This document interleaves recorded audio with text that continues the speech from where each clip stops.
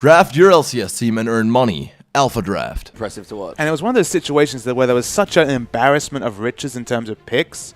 I think Vici thought they had won the draft just because they took both Lee Sin and Jarvan. They were saying, all right, there's none of those really strong early junglers out there. Pick that Rengar and be a bit more defensive in the early game. No. Dandy responded to that gambit with the Nunu. Played it to a T. They did the vision denial right there. And this time King are going to have to refocus on their strategic play, refocus on that early game if they want to get any points in this series. All right, so Champion Lex is well and truly underway. Vici, sorry, on the red side here. They're up again. King have swapped to the blue side now. They'll be on the left here. Kassadin, Rumble, and Xerath, the first 3 bans there for King, and Rek'Sai, Azir, with 1 more to come for Vici. And Azir and Kassadin were those 2 champions we expected to be highly contested. They've been permabanned this series. Makes a lot of sense given the strength of those champions. The last ban here will be very interesting. The Rumble ban adaptation from King makes a lot of sense given just how crazy Carry's Rumble was in the top lane right there. The last ban is the Rengar, so they're going to ban it away here. Different flavor of pick and ban coming out here. Yeah, we do expect some junglers to get banned, and MLXG is definitely a Rengar player. I think his first game I ever saw him play in this season of the LPL was a Rengar game, so it feels comfortable there, but that's a very targeted ban there for Vici. They might have another plan for the jungle, although Lee Sin and Jarvan are still up here, especially if King were to go for a different first pick that's not a jungler. Well, there's a lot of adaptations here. Rengar and Xerath and Rumble from the previous game obviously were really powerful picks there. The Lissandra pick first here. I hope they're going to leave that flex pick available towards the end of their draft rather than really lock in those solo lanes. No, it's going to be the Jarvan. Yeah, another strong flex pick as well, though. Flex pick as well, sorry, though, for King. So they'll take that up, and looks like Dandy might just run it back instantly. We didn't mention that the little Yordle that could has come through as well. So lots of strong options here for Vici, and this is always the blue side draft, man. You got to be careful because whenever they get the first pick, you always get 2 good picks if you've drafted right. Lissandra, so many champions available here. Janna's still available, of course, for Vici right here. Really locking in the early Nunu will be a surprise to me. I'm not sure if MLXG is a big Nunu player or not. And there are other strong jungle options available. The Janna make a bit more sense. Yeah, much more appropriate here. Vici do have 5 more seconds to decide if that's what they want to go for, so we'll have to see. But after the start they had in the last game, wouldn't be too surprised to see Mata running it back. He does go back to Janna, and Carry's going to get Nah. The power of Gnar has been on full display in the LPL so far here, and across the world, of course. The Narvan combo is denied, of course, because the first pick, Jarvan, came through from King. But Gnar is such a strong champion, and in Carry's hands, after that amazing Rumble display right there, his tail's going to be up, and if those Gnar ultimates are on point, they can cause complete destruction. Yeah, no. Already a different look for Vici. Don't have the big, massive AoE zone control. They could still get the Nunu, of course, if they wanted to, but they're going to have a much meatier frontliner here in Carry's Gnar. I kind of resent the fact that you don't consider Mega Gnar some space control, right? That's very hard to go through that champion. If he can control that rage bar very, very selectively, show up at a fight with full rage, that's an instant disengage. That's instantly running the hell out of there when he comes forward to you. So there's the implied space control rather than necessarily that massive layered AoE damage that is the equalizer. Yeah, true, as King have picked up 2 more champions as well. Lee Sin and Corki, their next 2. So going to play, again, a very similar style. Looks like Sky might be back on the Jarvan as well. It's interesting to see they go for that a second time. We haven't seen a lot of wins coming out of that solo Jarvan. It was only the one time when Snake and Flandre really used that to great display against a Sivir. It's one of those situations where Sivir wasn't a tank buster, so having a 300, 400 armor Jarvan, there wasn't much he could do in that situation here. I mean, Vasili's Tristana's available. It's going to be locked in. Yeah, he's going to go for it. Lissandra gets through second round as well for Vici, so Lissandra, Tristana, 2 very strong picks for their team comp. I mean, you look at this Vici gaming site here, it's basically A+ tier across the board in terms of picks in the meta right now.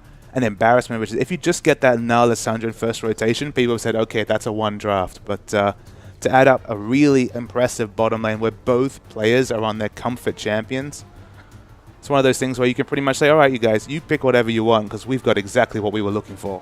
And I like the cookie here for King as well. They might be playing a bit more aggressively in the bottom lane. We've talked about Tristana being kind of a weak laner. Tristana Janna especially is very weak. You're basically saying, we just want team fighting and late game. That's all we want here. King will go with Fizz there for Assassin, so going to play an Assassin this time, and Thresh there for lane. That's a very important champion for their support as well. And actually leaving jungler to last pick here. And the Nunu's being mulled over, but you're looking over on King's side. Fizz versus Lissandra is not the most fun lane matchup for Fizz, just because the moment they both hit 6th, Lissandra has an ability to just drop the aggro of that fish. can get away from that very easy. She can push in waves, and of course Fizz can't really push without very aggressively using his Playful Trickster, which opens himself up to engage from Hetong. It's not the best matchup, but it does make sense in the context of their team, just because they have so many pick options here between the Fizz Fish, the Jarvan Flag and Drag, the Death Sentence coming out from Thresh. King are looking to deny Vision and get picks right here against the pick masters in Vici. So they can pull this off again and get that 1-1, steal away a win from Vici right here. It'll be a massive confidence booster to them, and it will really put more questions on Vici's consistency over series. They've had excellent single games. They need to turn that into series wins. Yeah, we'll have to see as well. The last pick was, of course, Dandy's Nunu. Did come back again for a second go, and just feels like a perfect Dandy champion. I mean, you do want maybe a bit more pressure, but as far as vision and utility for your team go, Nunu is just so good at that. And they have the Nunu Tristana this time. And you look down their comp here, it's pretty much a Vasily-focused comp. It's pretty much a Tristana carry comp. And for a player like Vasily, who walked back into China with so many extra fans from his stint in NA right there, a lot of people thought, all right, he may have been a good AD carry in NA, but the talent pool for AD carries in China, it's crazy, especially when you add in the likes of Imp and Deft. Vasily's looked very good so far in the LPL. He's had some weak games, but in general, he's never been truly outclassed. And it shows his confidence of his team here to go for a very Tristana-focused Protect comp. Because when that Blood Boil comes into a late-game Vasily, it's going to be some crazy damage. Yeah, even the Nara as well, just really say, hey, we're going to give you a more reliable front line. Absolutely. It's going to be a very strong front line. There's going to be some zone control. There's going to be pick potentials also coming from Hetong. But it's all going to be about the Tristana resets in the late game, and Mana doing his best to peel everyone off. I'm curious to see if Vici have a similar approach as well to their game. They had, again, a lot of vision starvation. Dandy's Nunu will provide that as well, but we've got a lot to talk about here. A lot to think about as well. There's a lot to talk about, and whether they can recreate that vision strangulation of the first game, King know what to expect this time. They're going to be on the ball. Well, with that, let's get into it. We're into the game.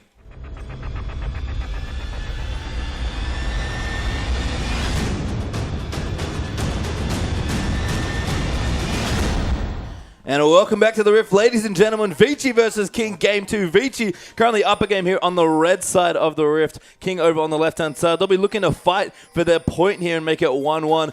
Both these teams would have loved the 3-point, but Vici are the only ones in this series that can collect them. Absolutely. Vici are going to be playing with confidence. They're playing ahead right here, so a spot they've rarely found themselves so far in the LPL. And they're going to try and match their strategy of the last game. It's all going to be about vision control between Nunu and Janna here. Yep, and we saw it last game. The combo was immense. We talk about Dandy and Mata being the utility duo and the Vision Kings, and they've got the two big champions to enable that again. We'll see how King going to adapt to. We expect him to be quite aggressive early on and have really strong and intelligent laning movements and phases, but didn't work out for them last game. How can they reset here and get things going just a little bit better this time? One thing I'll point out is that Vici don't quite have the lane supremacy in terms of early pushing. They don't have that Sivir to auto-push the AD carry lane. They don't necessarily have a pushing lane matchup in the top lane here. So they're going to have to work harder to open up the map pressure for invading. Of course, invading and counter jungling is a team game. Vici set themselves up for that with their picks in the first game.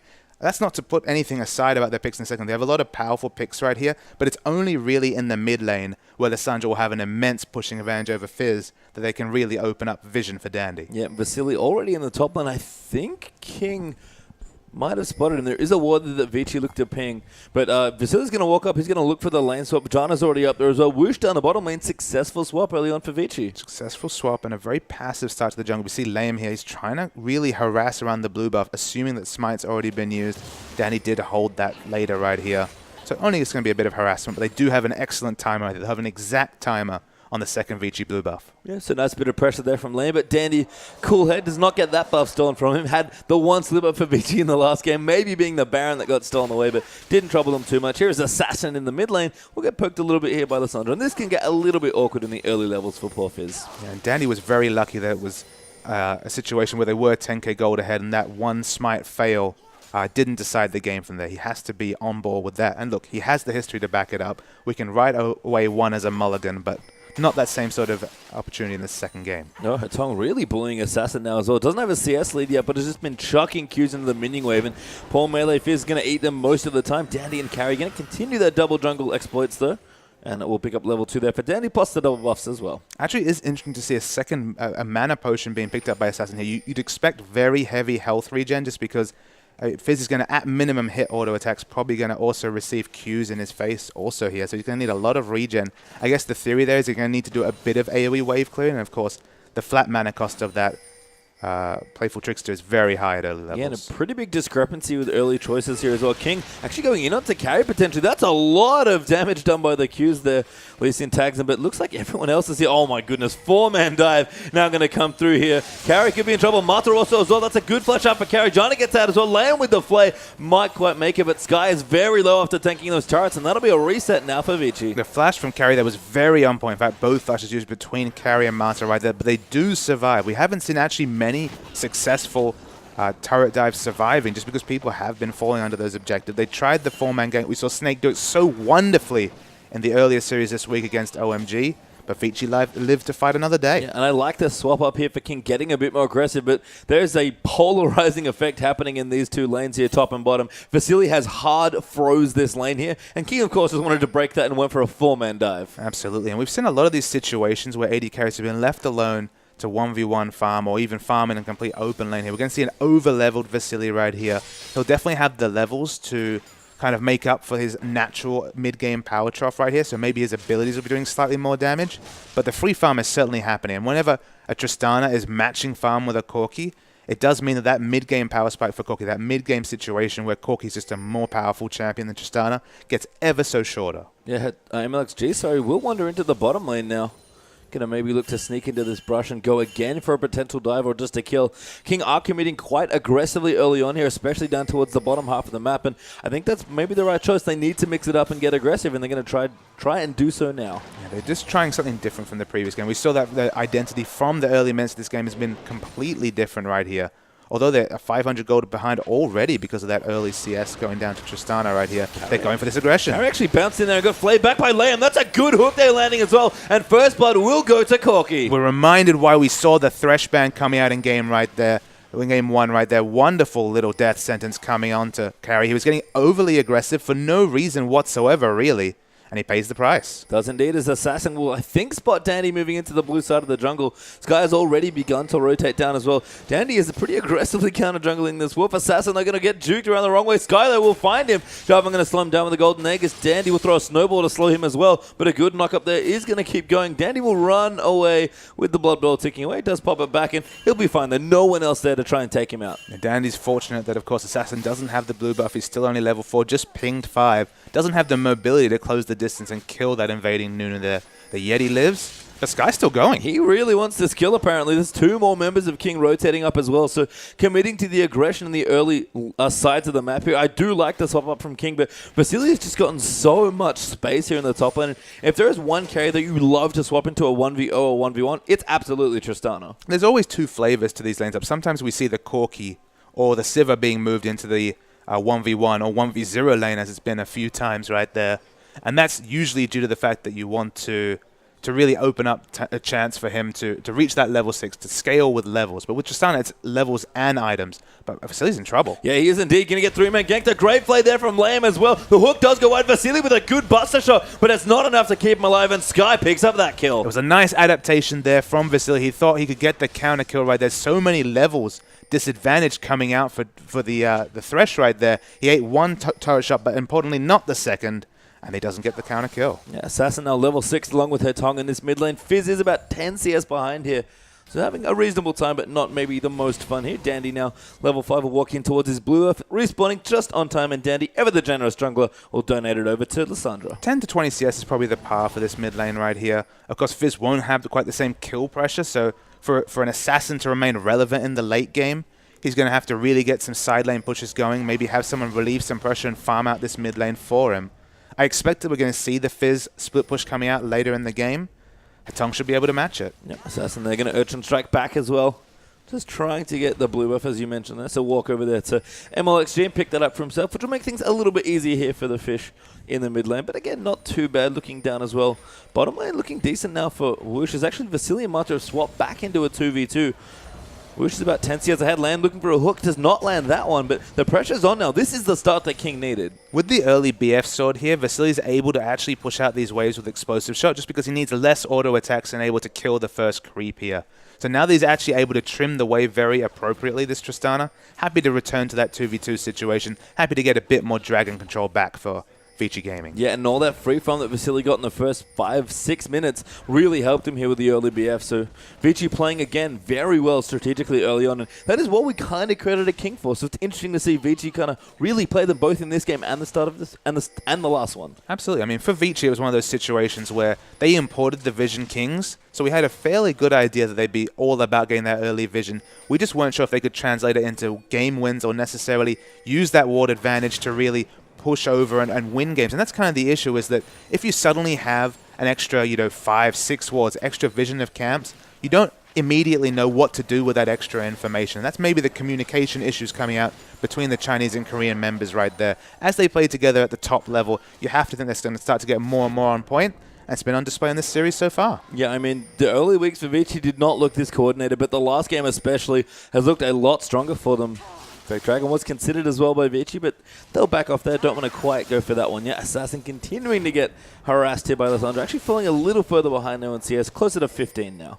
We actually see the aggressive start coming out from Sky. Oh, down the bottom lane, a lot of damage trade coming out. Yeah, had issues there, and looks like poor Lamb did go down. Vasily going to jump back in there, looking for it again, but doesn't go in.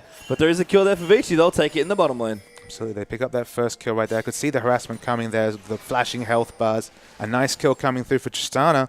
So he's getting strong. Yeah, and surprising as well with Corki having an early sheen here. That did happen, but that's a big win for Vici. Any bonuses for Tristana that you can get are worth so much more in a late game carry. And look, it validates the lane swap there. It's been a very successful swap for Vici right here. And again, they're outplaying in the early game a team that was known for that strength. So that's a big win for Vici Gaming. Yeah, Assassin going to walk back now as well. He'll put some wards down near Dragon, but now waddle his way back towards the mid lane here. Going to collect some more CS as well. Looks like the first Dragon's getting looked at pretty intently by both of these teams. No surprise that we're going to see maybe the first Dragon attempted around that 10-minute mark here. Sky out onto carry as well, just kind of trading back and forth. Jarvan in this lane against Nah hasn't had nearly the horrible time that he had against the Rumble. He's gone for that very aggressive item build there, and I do like that just because he's looking to try and really contest fights when Nah is in mini Nah form. When those extra stats fall off there, the Tiamat and the EQ engages will actually do very respectable trade damage. And if he just goes for a tanky build, he's basically going to be eating auto attacks the whole laning phase and then teleporting in at low health. So I do like that adaptation. Yeah, going aggressive. Assassin's here as well. Carry going to bounce around, but Assassin going to go straight in. Doesn't even need the fish. Just takes him out under the turret. And that's why we're going to see some of those fizz changes. So much burst damage coming out even without hitting the fish right there for Assassin. It's a very nice rotation coming through. They'll pick up the kill. And King, look, they're picking up some kills, but the map vision is definitely where they're falling behind. Yeah, it is indeed. And that's honestly Vici's strength, so not too surprising. But King, if they want to keep up with Vici in this series, going to have to get those wards a little bit more and get their ward clearing on point as well. But Vici going to wander in for the first Dragon of this game now. And it seems like King are not really around to contest. Yeah, there's no real wards around to really give them advancement. They have some idea that's going down. Hook did land in. Dandy will just turn around and smite it, though. MLXG was looking for a steal again, but we're going to watch Sky. Oh, this is such a great kill. It is a really nice kill right here. So the EQ comes in, knocks up Nah right here, but Assassin's on the roam right. There's so much burst damage coming down from this lane Jarvan. It's not the flavor of Jarvan we've seen so far. It has been the more tanky builds from the likes of Flandre. So it's nice that he picked up the kill right there. And we're back into lane, and these two guys just fighting it up in the top lane again. Good bit of harass there for Sky, using the auto attack cancel plus the Tiamat to get the damage down. And Mini now will struggle a bit 1v1 if Jarvan's in melee range, so I like the aggression, as you mentioned there, from Sky. Back in the bottom lane, though, Whoosh is getting ahead on this Corki. About 20 CS up now on Vasilis Trist. That's not the worst deficit, but it can't get much worse than that. And what we have to discuss, though, is although this Tiamat does help him in a sheer 1v1 laning situation, it means that in a team fight, he's only really relevant for his CC and burst, then he'll fall down. Great hook, though. Vasily actually going to go aggressive. Sky in the top lane, though, going to get jumped on there. Lissandra with a great run now down the bottom. Mata jumping forward there, moves laying back in. The Lantern actually moving in as well. The Exhaustos comes down instead, and maybe Wish didn't want to click on that. Vasily gets double flating with Mata. That's one kill. Can Lamb get the second there as well? He's actually going to turn around, try and fight this Trist. They both get away. 1-for-1 explosion. So Lee Sin actually down in Lamb trying to bait him in, and that's beautifully played. Lee Sin, good Q to a minion, does get the kill with Smite. What a play there from King. Absolute power play coming out out from King there. You saw the very aggressive rocket jump coming out from Vici right there. He was actually super fortunate that Mata managed to take turret aggro, otherwise they would have both fallen with no kills whatsoever. So they'll take a 1-for-2 trade just because of the bit of a brain explosion going in so aggressively from Vici. Dandy going to steal away the blue buff. Vici really earning the top side of the map after the roam there from Lissandra. And that will go over to Tong. He'll accept a very generous donation there from King.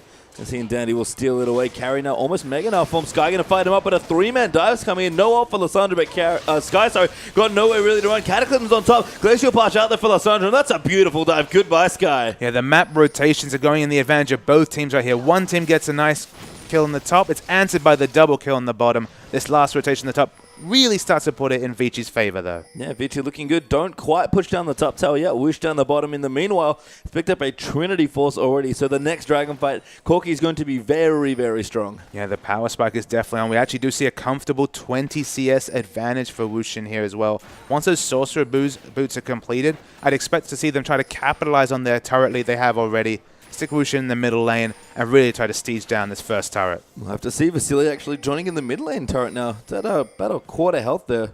Maybe looking to take it down. Whoosh has to be careful. Let's get aggressed on there. Mata with the shields as well. Plus a couple rapid fire levels from Vici. Going to make it a pretty clean mid lane turret. And again, Vici get that turret decisively and early. You see the amount of burst damage Vici has to eat there just to get that structure down, even with a member by his side right here. The mid-game is on. Oh, Fitch actually lands on the Dandy. Assassin going to go in for the Nunu. Dandy looking for a flash. Does find over the wall. Layup almost finds the hook. Just a little more distance required. But Sky now porting back down in as well. Going to look to force around the Dragon Pit. No more kills forthcoming. No, MLXG going to find himself on top of a pink ward. That is a teleport wasted completely from Sky right here. No objective to compete for apart from the blue buff right here. Now he's going to push in very aggressively to the top. It should be a turret here. Yep, it falls down here for Vici Gaming. Sky going to look into, throws a pink ward into the blue bush there.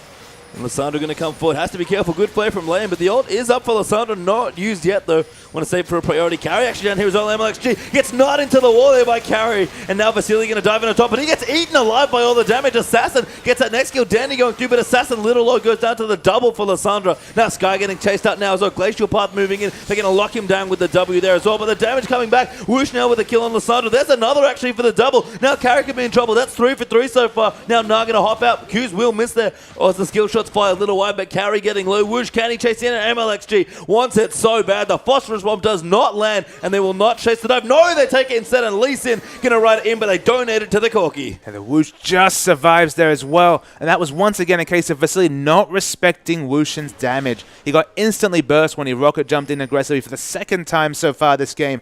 But I actually thought it was all going to go pear-shaped there just because Sky was taking so much damage with this very DPS-focused build. But Whooshin in the back, he had mana, he had health, he was free hitting, and a mid-game Corki free hitting is a wonderful thing to watch. Yeah, watch that Trinity Force. Whoosh just exploded in terms of damage, has 2,000 gold to go back and spend at the shop as well, so he is looking massive so far. 1,500 gold up on Vici as well. If there's someone that can push King for an aggressive mid-game and take the win here, it is this Corki. And it's a very aggressive item choice right here. It looks like it's going to be the Bloodthirster second, but crucially going to skip the Sorcerer's Shoes, realizing that, all right, I'm doing enough damage here right now with my auto attacks. I don't need to focus on amplifying my spells. I might even leave the option later game to go into maybe even just the Berserker's Greaves right there. But a massive amount of power being bought with that 2,000 gold. Yeah, MLXG down the bottom, clears out the waves with Tempest. Mata knocks him up there. Actually, be careful, Vici coming in, but now Whoosh is back down towards the bottom. And Vici's bottom lane already knows they don't really want to contend with this. Actually, Hatong is down here as well. So he can into the brush, but I think King have knowledge of this. They're not going to back into the brush. And a little thing I didn't actually consider, that flat AD, of course, does scale with the Phosphorus Bomb now. And you look down this Vici Gaming lineup, very limited wave clear. Whenever you pick up, you look down the King lineup here, you notice very limited wave clear. Whenever you pick up Fizz in the mid lane, although you have Initiation, although you have Assassination, you don't have the ability to clear waves. So having just that extra flat damage on that Phosphorus Bomb, it might really relieve some pressure in the mid game. Yeah, we'll see, but Dragon's back up again here. The first one did go to Vici.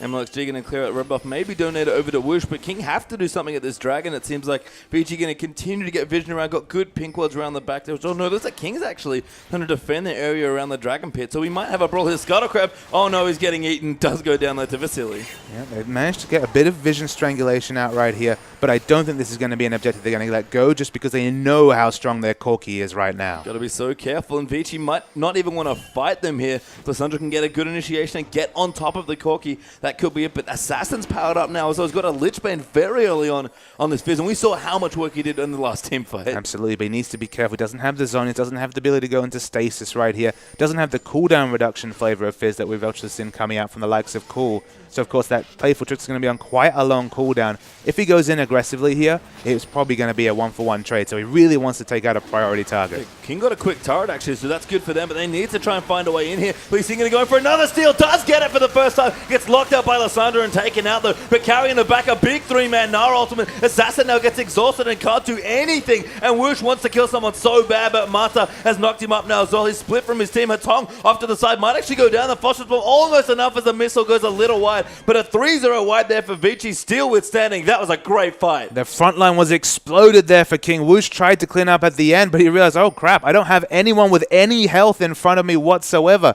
His Valkyrie was actually very short-range Valkyrie, was interrupted by Mata right there. He falls as well.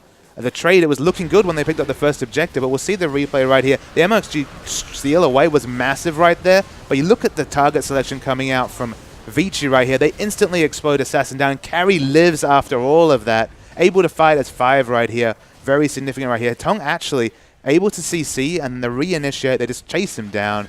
And Wushin falls. Yeah, nowhere to go there. And Assassin actually dived onto Hatong there, not Vasily. So looked to try and get that AP carry zoned out. But Lysandra had already used the ultimate. It was good to go. And a clutch exhaust from Mata making that a lot easier as well. So King looking a little behind. Now gold lead not massive. Only 1,000 gold up for Vici. A dragon apiece is nice as well. The turret's pretty even as well at 2-3 for King versus Vici, but King have to feel like they need to pressure a little bit more with this team comp. And King have to be careful on what they choose in terms of the objectives they're trying to push in the mid-game here. When you have a Fizz who rushes Lich Bane, you shouldn't be looking to team fight, just because that's an assassination build, a split-pushing build, but not a team-fighting build. So whoever chooses to go in first here, whether it's the Fizz, whether it's the Lee Sin, even the Jarvan is very squishy, and no health items picked up on any of the 3 of them. So they're very squishy, and they can get instantly burst down with smart target selection from Vici.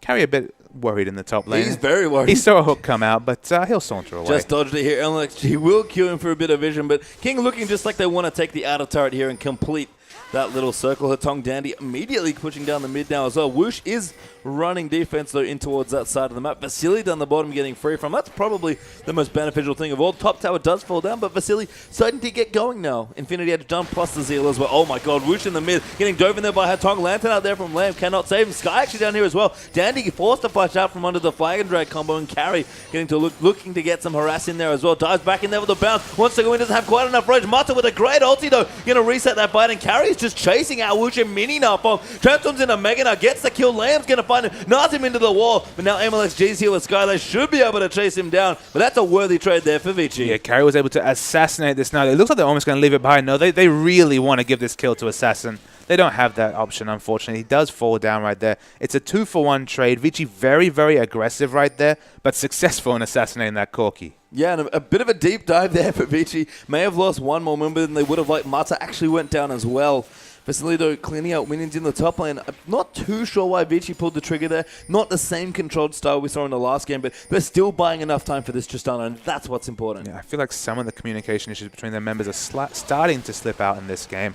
Not anything decisive like that. They're still very much in this game, but just an over-aggressive turret dive coming out right there. Lame going to back off there, spend his money. Assassin actually got a needlessly large rod added into his inventory, so it looks like Lich Bane Zonya's going to be his particular build. Very strong there, as you can see. He's done quite well on this Fizz so far. If you can find a few more picks, King will look a lot better towards the later mid-game team fights here. Just looking through as well. Corki done the Zork Shoes actually. Looking for Infinity Edge actually is his next item. Yeah, it's going to be a massive amount of burst damage if we do see a crit with that Sheen Pot coming out from that Trinity Force. It's going to have a lot of burst damage, and maybe that's going to be an attempt to try and take down Carry at the start of a fight. He knows that he's going to have no way of getting through and doing damage to the backline, because of course Corki's all about those AoE abilities, it's going to be Gnar eating those rockets, eating those phosphorus bombs in the front line, and he needs to DPS down that Gnar before he can move on to more priority targets in the back. It does help with a pick, though, if King get it, and that is a lot of what their comp is about. And one of the things here, apart from maybe the early stages and a map movement, is that we haven't really had King group up, get a pick, and then take an objective. I mean, it's just so hard to get a pick against a team that really is up there in the upper echelon in the world in terms of warding. You look at this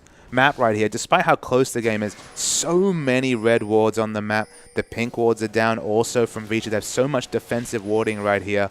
It's just very hard to cancel out the vision and get those picks when there's just so many extra wards on the map than you might expect. Maybe crucially, though, Vici's ward line looking much more defensive than it was last game, so it's not been the same game here for Vici, despite stellar ward coverage still. Dragon up in a minute 10 as well. This next fight's going to tell us a lot, and King still must feel like they have an edge. I mean, defensive warding is not necessarily a negative playstyle choice from Vici here, just because they have Tristana. They're happy to opt into the late game. When you have Tristana, Janna, you're able to get through lane, you get to the late game, you've got so much disengage, so much damage.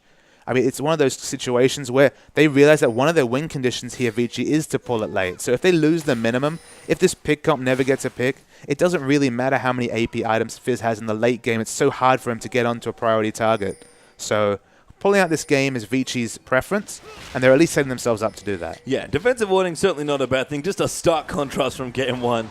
So a bit more competitive here. King looking good again, trying to find their window in and really get their mid game going. Corki actually goes for a last whisper that'll have for this next dragon fight. Well, again, if the flavor is getting through this Gnar, it might be a relevant choice. Usually I question the last whisper rush just because Corki has so much armor penetration anyway. But given the amount of stats Mega Gnar gets, it does make some semblance of sense right here to try and blow through that Randuin's Omen Gnar and then just move on the damage to other priority targets. King are on top of the dragon to kick it off, though. Carry does have his port there in the top lane. But King going to start this dragon. It'll dive very quickly to the damage here, especially with Corki moving in. Sky's actually already moving through. Martha looked for a tornado, didn't find it, and King going to get the dragon basically for free. And Carry only now getting enough rage from Mega Gnar, so probably it wasn't the right time to contest right there. He's getting a lot of damage onto this inner turret. Probably not going to be able to take it out. Going to be about half health as he runs away from the lane right there. Look, if you're not in a position to contest an objective, don't run in and die and then give them the objective anyway. Probably a smart move there from Vici. Yeah, and again, Vici putting a lot of eggs in Vasili's basket. This Trist is powering up as 2 items done there with the static shift plus the IE, but we talk about Trist and hypercarries, so we need to get to that 3-item threshold. That's really your jumping off platform. And it's worth knowing that Danny's actually gone for a more selfish Nunu skill build right here. He has 5 points in the snowball, so of course he does have an attack speed slow and movement speed slow, but he is actually maxing the consume second, so it's only 1 point in the Blood Boil just now. I don't know if that'll change. Maybe it'll just be 3 points into a Blood Boil second max. But they're definitely not doubling down on the Tristana hard carry just yet. Yeah, and that was Dandy's skill build in the last game as well. Obviously a bit different with the Sivir and no real good Blood Boil targets, but Dandy just committing. He wants to have full control with his skill build. Absolutely. The items are coming, though. The pickaxe suggests the last whisper coming in next. When he starts shredding, it's kind of almost a contest of AD carries shredding through a frontliner. Whoever shreds through either Jarvan or Gnar respectively will probably access a teamfight win for their team. I wonder how much damage Assassin can do as well, because Mata is so good at peeling off for Vasilian. That's really Assassin's only good target for this Fizz. So if Vasily stays safe, especially from the fish, things look a lot better. Oh, Dandy just dodging a bullet there with the Flay going wide. Sky will poke him down a little bit just to be annoying here, but for the most part, King just consolidating themselves in towards the center of the map, going to try and take out a few more objectives. I mean, the disadvantage of not fitting a Murillo Nomicon early into the build is that once you have 40% CDR, you can really engage on a very tanky target, use the fish on them quite freely, then stasis and have all your abilities up to still get to the back line. With less CDR right here, he really does need to hit that fish on a priority target, and you have to think it's going to be either Dandy or Carry just trying to maneuver in front of that fish and stopping that from happening. Yeah, some pretty big targets there. And Mata, who was probably building in towards the Mikhails at some point, can even help there. Won't break the fish knockup part, but it will at least give an extra heal there. And Mata, we've shown, is very good, especially on Janna, at peeling for the hyper carries. Oh, Carry's actually found Sky here. Cataclysm does get used, but Carry gets away scot-free with the teleport. He does teleport away, but look what they've done with this amount of aggression they've drawn to the top lane right here. They're trying to rush the Baron. It's very risky. Tristana won't be there for this fight, but the AoE magic shot is going to be crazy. Yeah, Hatong flashes forward onto Woosh with the ulti. Woosh getting very, very low and does go down there to Hatong. Now the ulti getting channeled by Dandy. Sky in a whole host of trouble. Double now there coming out there for Carry. Fish goes on to Dandy, but Lissandra gets the double. Make it 3 kills total. There was Vasily picks up the next. There's the double for Trista. Full 5-man ace, and Vici going to get the Baron as well. Very assertive move coming out from King, but it did not work whatsoever. There was a red ward down,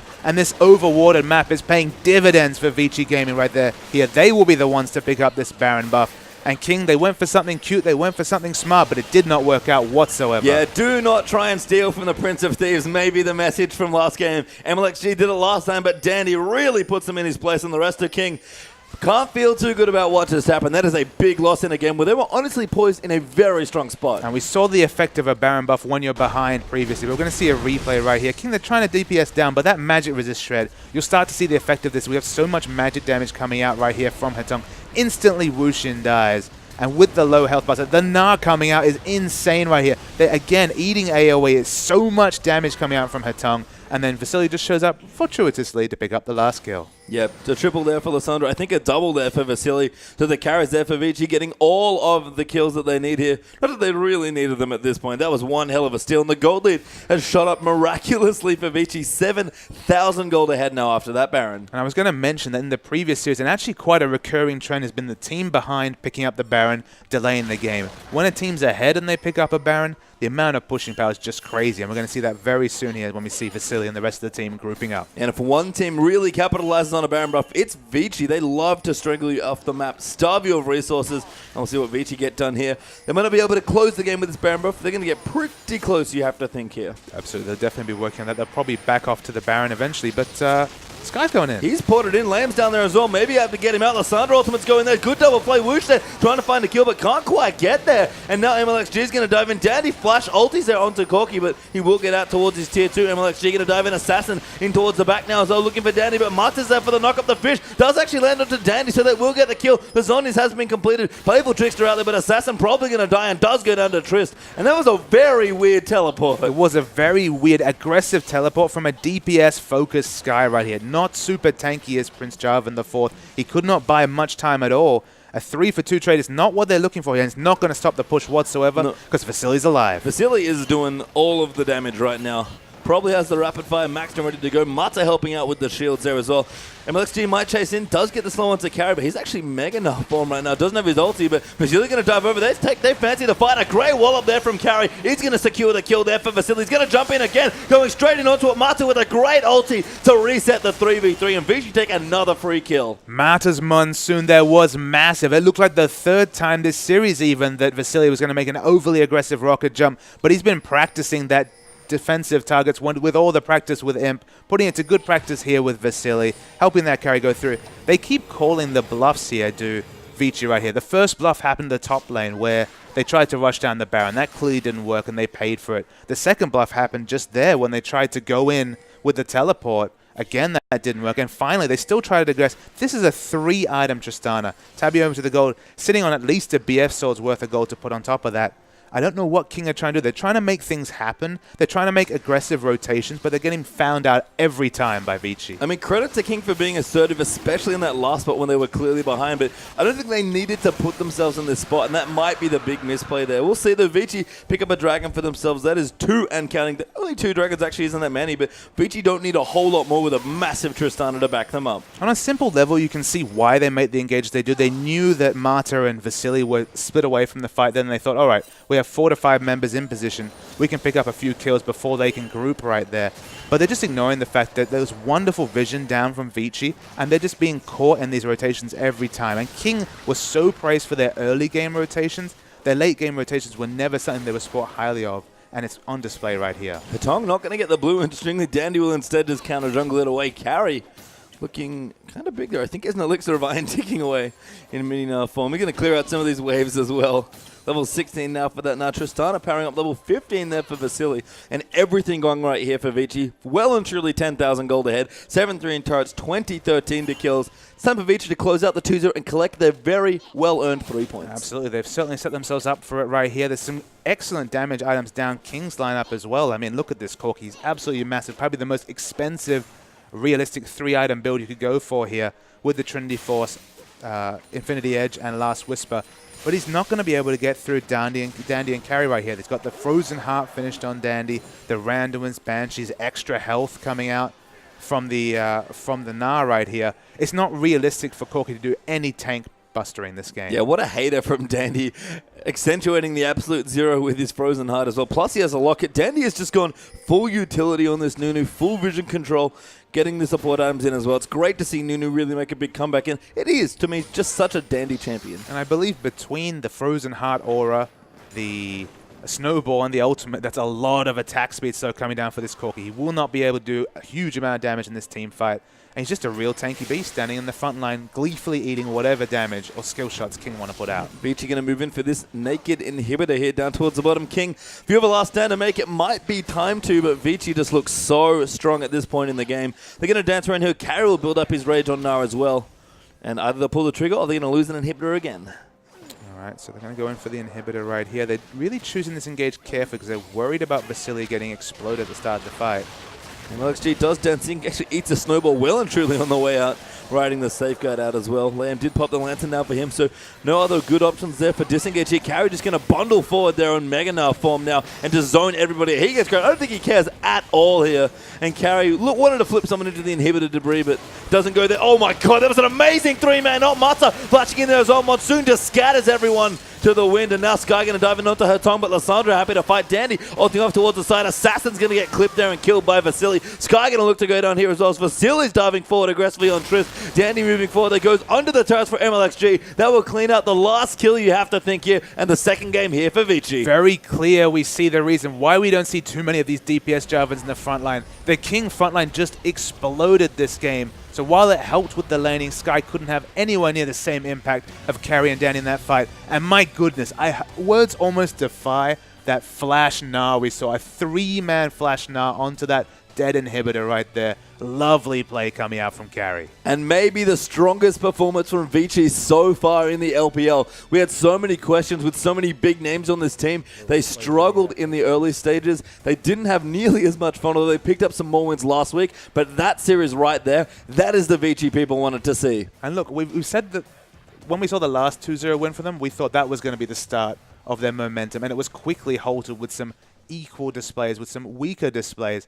But they were definitely on today, and it was a very impressive display from them. Yeah, Vici break the 1-1 curse there as well. So they're going to pick up the full 3 points for their trouble, and they could not be happier. Absolutely.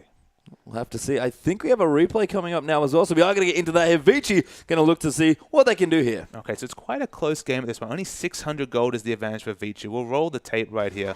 They were trying to come and contest this blue buff, which Lame did at level 1, you'll remember. So they try it again right here. The Gnar onto Lame and MXD is massive right here. They get the first kill, but Vasily goes far too aggressive right here. He's exposed at the start of the fight, and it looks like King are going to be able to come back here. But there's just no front line. Sky can't really do anything at this point. But the re-engage right there, the flag and drag actually does a lot of work right here. And Wushin's able to keep DPSing down. This was the potential of the mid-game Corki. He already had a Trinity Force very early in the game. And we thought, all right, if King are going to be able to take this and snowball it throughout the game, they might actually have a series win. I love the troll right there from LXG. Stopping, baiting Carry into stopping his movement right there and actually successfully hitting the Q.